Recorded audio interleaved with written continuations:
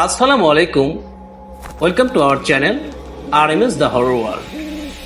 আপনার সাথে ঘটে যাওয়া কিংবা আপনার চারিপাশে কারোর সাথে ঘটে যাওয়া সত্য ভয়ের ঘটনা আমাদের সাথে শেয়ার করতে পারেন।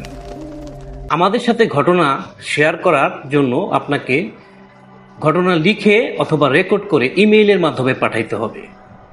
তো আমাদের ইমেইল অ্যাড্রেসটি হচ্ছে rmsthehorrorworld@gmail.com।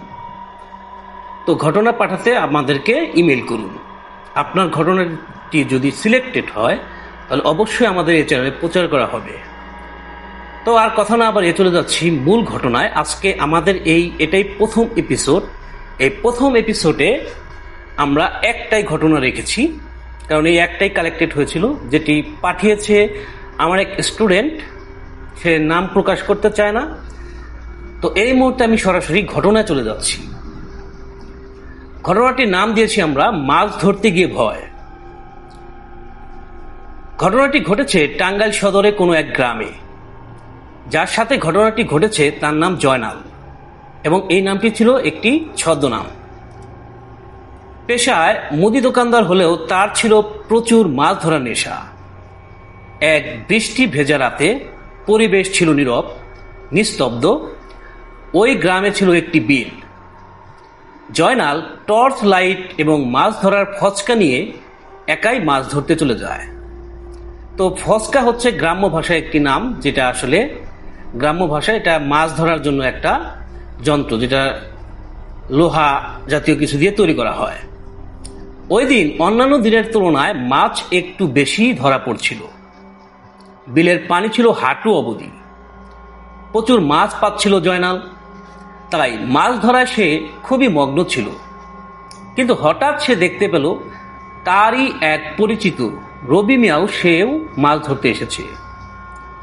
জয়নাল যেই জায়গায় মাছ ধরতে ছিল সেটা ছিল বিলের এক কোনায়। জয়নাল মিয়া পিছন থেকে রবি মিয়াকে ডাকতেছিল, কিন্তু সে যতই রবি মিয়াকে ডাকে রবি মিয়া বিলের মাঝেই যেতে থাকে। কিছুক্ষণ পরে জয়নাল বুঝতে পারে এটা রবি মিয়া নয়, রবি মিয়ার বেশধারী এক পিশাচ। কিন্তু যতক্ষণে সে বুঝতে পারে সেটা অনেক দেরি হয়ে গেছে। জয়নাল বুঝতে পেরে যখনই ফিরে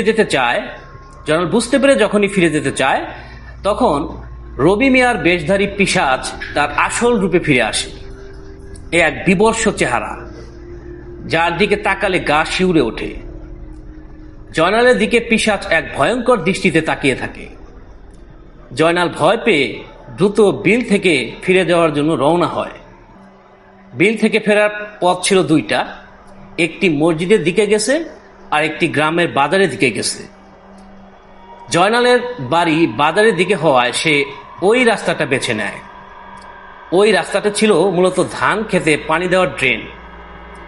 পিশাচ ড্রেনের দুই পাশে তার দুপা দিয়ে তার ভয়ঙ্কর চেহারা দেখায়, এবং সে উচ্চতায় প্রায় 20 ফুট পর্যন্ত ওঠে। এবং সে জয়নালকে পিশাচটির পায়ের নিচে দিয়ে যেতে বলে। জয়নাল ভয়ে কাতর হয়ে পড়ে, দ্রুত পথ পরিবর্তন করে মসজিদের রাস্তা দিয়ে যেতে থাকে। সে এমনভাবে ছুটতে থাকে এবং পিছনে আর তাকায় না, এবং দ্রুত মসজিদের দিকে চলে যায়। এরপর সে মসজিদের রাস্তা দিয়ে গ্রামের বাজারে যায়। বাজারে গিয়ে সে দেখতে পায় রবি মিয়া ক্যারাম বোর্ড খেলছে। কি ব্যাপার রবি মিয়া, তুমি আজ মাছ ধরতে যাওনি? জয়নাল রবিকে বলে। এই কথাটা জয়নাল রবিকে বলেছিল যে কি ব্যাপার রবি মিয়া, তুমি আজ মাছ ধরতে যাওনি? তো রবি মিয়া বলে, না ভাই, আজকে তো যাইনি।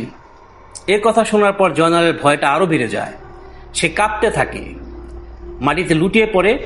এরপর ফজরের সময় মসজিদের ইমাম সাহেবের কাছে তাকে নিয়ে যাওয়া হয়। জয়নালের শরীরের মধ্যে প্রচুর জ্বর এসে যায়। ঘটনা শোনার পর হুজুর জয়নালকে ঝাড়ফুঁক দেয়।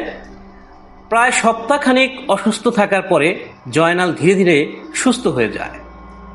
সুস্থ হলেও জয়নাল একাকী আর কোনোদিন মাছ ধরার সাহস করেনি। তো এটাই ছিল আমাদের প্রথম এপিসোডের ঘটনা, যেটা টাঙ্গাইল সদরে ঘটেছিল। বাট এখানে আমরা যেখানে এটা ঘটেছিল সেটার যে প্লেসটা সেটা আমরা গোপন রাখছি। তো এই ছিল আজকের ঘটনা। আপনাদের যদি এই ঘটনাটা ভালো লাগে তাহলে অবশ্যই এই ঘটনাটা আপনাদের বন্ধুদের মধ্যে শেয়ার করে দেন। আর আমাদের কাছে ঘটনা পাঠানোর জন্য সেটা আপনি ইমেইল আকারে পাঠাতে হবে, সে লিখে পাঠাতে পারেন অথবা রেকর্ড করেও পাঠাতে পারেন ইমেইলের মাধ্যমে। আর আমাদের ইমেল অ্যাড্রেস হচ্ছে rmsthehorrorworld@gmail.com। ইনশাআল্লাহ সবাই ভালো থাকবেন, সুস্থ থাকবেন, সুন্দর থাকবেন। আজকে এ পর্যন্তই বিদায় নিচ্ছি। আসসালামু আলাইকুম রহমতুল্লাহ।